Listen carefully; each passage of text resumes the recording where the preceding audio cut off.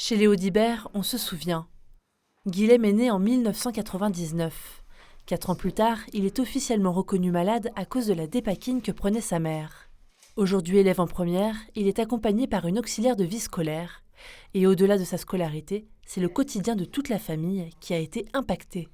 Pour ceux qui restent dans le système scolaire, la question est très prégnante parce que les difficultés peuvent être telles qu'on se demande s'ils vont être capables de poursuivre des études supérieures, même s'ils en ont les capacités.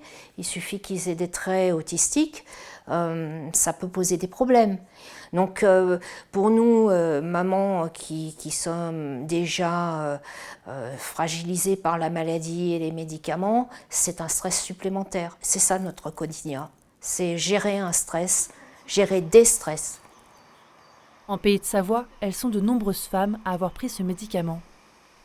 C'est le cas également de Caroline Der, qui en prend depuis 15 ans et qui n'a pas arrêté pendant sa grossesse. Tu veux rentrer? Ben rentre, ouais. Allez, fais comme chez toi, vas-y. C'est tout beau? Je sais que la dépakine, c'est un antiépileptique qui marche très très bien. Il faut le reconnaître, hein, il soigne énormément de femmes, enfin de personnes étant épileptiques. Après, on sait qu'il est très, maintenant on apprend qu'il est très nocif pour les fœtus, donc on peut pas se permettre.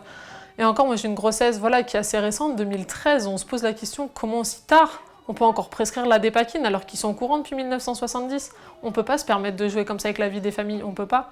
Parce que nous, sincèrement, notre vie, elle est détruite à nous. Hein.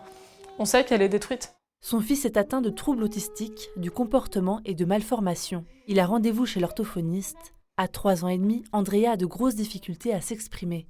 Pour autant, il n'a pas encore été diagnostiqué comme un enfant dépakine. Maman? Et là? Papa. Ouais, voilà.